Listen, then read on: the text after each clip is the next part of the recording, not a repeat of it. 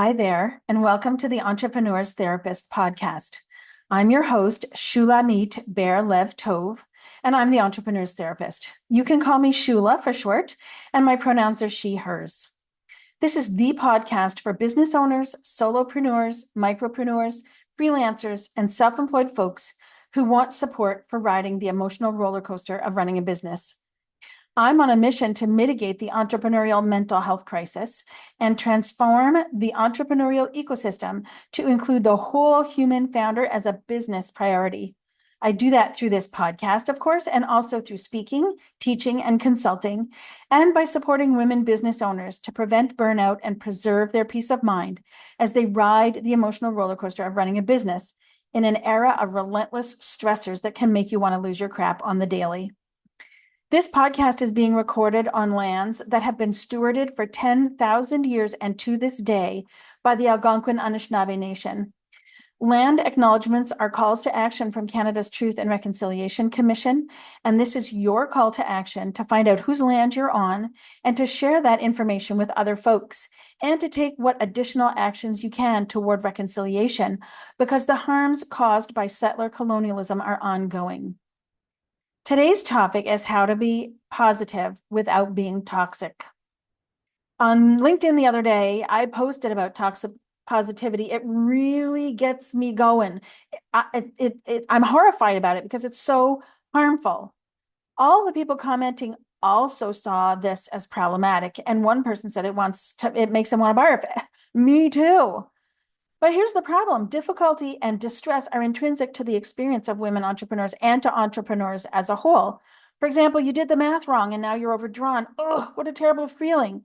Your VA is off for the week and you totally support them because you're also taking care of yourself, but suddenly your inbox blows up. Or half your clients canceled this week and now your gross for the month is up in the air. You've updated your website and now it's broken. The list of things that can and do go wrong is endless. But how do you keep going? How do you deal with adversity and keep your spirits up without bypassing your mental and spiritual health? Realistic optimism is the answer. This is a way to be positive without being toxic. A healthy entrepreneurial mindset acknowledges that you're having challenges and that challenges are inherent in running a business. Also, a healthy entrepreneurial mindset includes encouraging self-talk. And together, these two components form realistic optimism, which is a key component of the healthy mindset that helps women entrepreneurs be resilient so they can advance despite adversity. And if you're rolling your eyes about what resilience means, I have linked to that in the show notes, link to my post about that in the show notes so that you can read more. But I'm going to tell you a little bit about my opinion on resilience. It's not about feeling good. It's not about going back to normal. It's not about being unharmed when bad things happen. Resilience doesn't mean being strong. It doesn't mean powering through. When I use the term resilience, it's about advancing despite adversity, advancing your goals, advancing your values, advancing your projects and your life and your business, despite adversity. You might be feeling shitty, but with resilience skills, you'll be able to keep going if that's what you want to do, or if that's what matters to you. So resilience, it's a term that just makes me grit my teeth. I'm sick and tired of being called resilience because I've been through a lot of crap, and so have a lot of the clients that I've worked with. Many self-help books on resilience speak exclusively to white middle-class North Americans, and they assume access to money, safe housing, food, and secure, loving relationships. And resilience looks really different if you don't have any of these things. Sometimes resilience is clawing your way out of a hole. Sometimes it's crying your eyes out. Sometimes it's just making it through another day. Every one of these things is something to celebrate. So you might be asking yourself, like, what if I struggle with resilience? And I invite you to consider this. What most of us think is resilience is deeply rooted in white, Western, individualistic thinking. And non-genetic, social, and environmental factors play a role in bringing about poor mental health and in causing and intensifying mental illnesses. So resilience as a set of skills can be challenging to learn or exercise due to these social determinants of health. These are the 14 social and economic factors at play in a person's life that determine the conditions in which people are born, grow, live, work, and age. And these determinants are shaped by the multi-level distribution of money, power, and resources, and are not in the control of any one individual, but they do exert pressure and have an impact at an individual level. These are the factors that are the main determinants of health and mental health outcomes, much more than lifestyle choices. So, I mean, even the concept of lifestyle choice itself is problematic because, again, it assumes access, resources, and capacity to freely choose what's good, in quotation marks, and to turn away from what's bad. So, resilience skills will not make you feel happy no matter what, but what they will do is help you shift your relationship to adversity. You'll be able to address it better. When you work on your resilience skills, you will have those skills and the resources that enable you to say to yourself, even though things are tough, I have what it takes to make it through, and believe it. So this is an example of realistic optimism, saying to yourself, even though things are tough, I have what it takes to make it through. And to have what it takes does not mean only inner resources. It means that you are well supported and well resourced internally and externally, communally, and on an individual level. So, realistic optimism means having accurate expectations of what you can achieve. Things are tough. They're going to be tough. That doesn't mean I'm stupid. It just means it's tough, right? Overly optimistic expectations, again, toxic positivity raises its head, will lead to discouragement when you run into reality. Toxic positivity says stuff like, keep the vibe high, tell yourself this will be easy. If you stay positive, everything will come to you effortlessly. I'm sure you can tell by my tone of voice that I really don't like these kinds of sayings because they're just not true and they don't ring true. And they can cause pain, emotional pain when we tell ourselves those things because we know, right, that there's a disconnect between them and reality. If you work hard and things don't work out, the corollary of negative attracts negative and positive attracts positive is that you blame yourself for your failures. Right? If positive attracts positive, and we assume that means that if we're positive minded, saying these things to ourselves like keep the vibe high, that good things will happen to us. And if bad things happen, then we assume it's our fault because we've been quote unquote negative, right? We blame ourselves for our failures when the truth is that entrepreneurship is hard work. And there are many factors at play in success, and nothing is more disappointing than dashed hopes and expectations. And honestly, isn't entrepreneurship hard enough without them? When we set realistic expectations, we're more likely to meet or even exceed them. So this is a way in which realistic optimism is protective. And it's protective in another way. Research has shown that being overly optimistic leads to incorrect assumptions about risk. And I've linked in the show notes to more information about that. And when we make incorrect assumptions about risk, it's particularly dangerous for entrepreneurs. We need to be prepared and ready to address and mitigate the risks that are inherent in entrepreneurship. Being overly optimistic, things will be easy, everything will go well for me, it's all going to work out. Being overly optimistic like this makes us vulnerable to taking inappropriate risks. It makes us unaware or it's like putting blindfolds on ourselves. We're vulnerable because we don't have all the information that we need, and then we take inappropriate risks. Realistic optimism is neither optimistic nor pessimistic, but a balanced view. There are risks and benefits. There are positive and negative.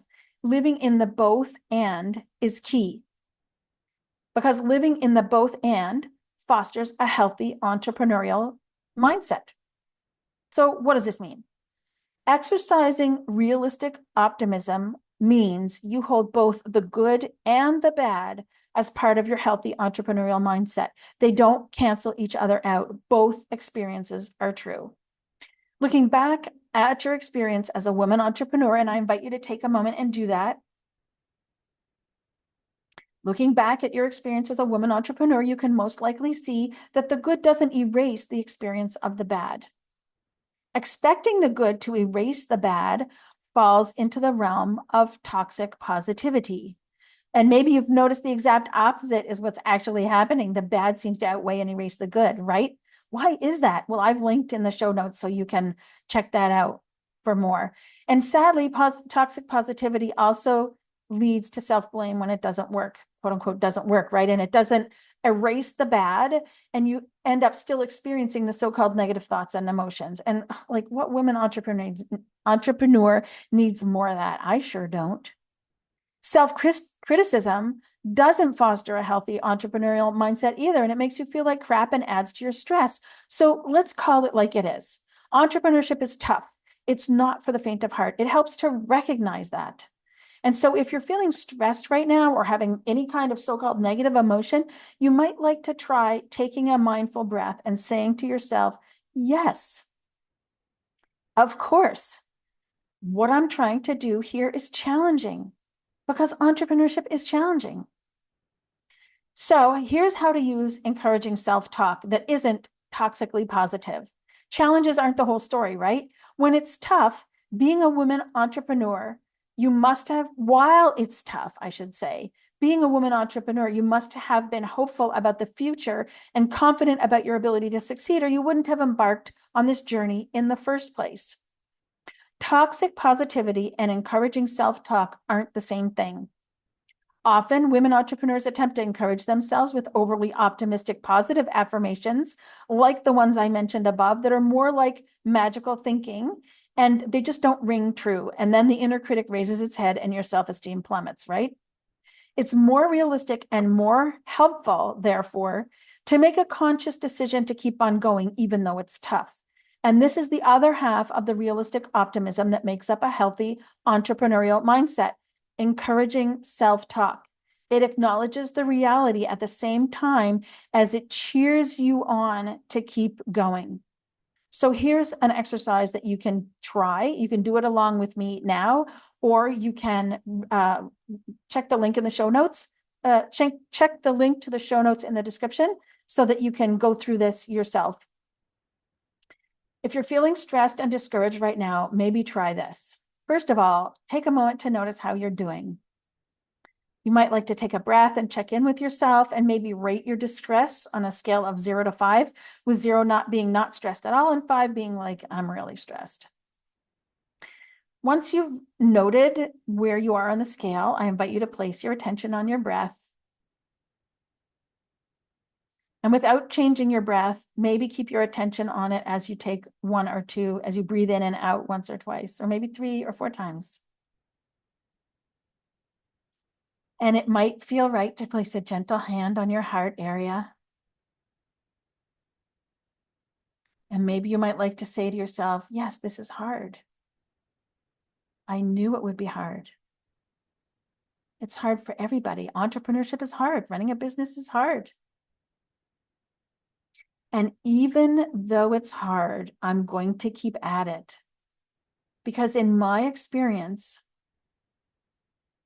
I believe hard work usually pays off. Yeah. Even though it's hard, I'm going to keep at it. And you might like to notice now how you're feeling and maybe rate your distress a second time and see where it is from 0 to 5, with 0 being not stressed at all and 5 being very stressed. And notice if there's a change from how you rated yourself before you started this practice. This is a tactic that you can use anytime to help yourself ground and recenter when you're upset so that you can keep going. Thanks for listening. This podcast is brought to you by my self-guided virtual retreat. Create your customized plan for mental and emotional well-being so you can keep your CEO self in the driver's seat and you don't flip your lid and blow up your business when the crap hits the fan. Running a business down can run your mental health down also. Actually, I said that wrong. So let me say it again the right way. Running a business can run down your mental health. And as whole humans who own small businesses, a mental health plan should be part of your business strategy. You can boost your business and yourself with a mental health plan for yourself as a founder. And you can purchase the self-guided mental health plan virtual retreat today. It's $99 US and includes the workshop recording, an enhanced PDF transcript, and worksheets. The link is entrepreneurstherapist.click/MHplan, but that link is also in the description. I'm the Entrepreneur's Therapist, and I'm on a mission to mitigate the entrepreneurial mental health crisis and transform the entrepreneurial ecosystem to include you, the whole human founder and business owner. If you've gotten something valuable from this episode, you can support my mission by sharing with friends and colleagues you think need to hear this. Subscribing, rating, and reviewing also helps mitigate the entrepreneurial mental health crisis by making it possible for this podcast to reach more stressed out entrepreneurs who need support, validation, and tools like in today's episode that can help them to care for their mental and emotional well-being in this era of relentless stressors that can make you want to lose your crap on the daily. I look forward to connecting with you next time.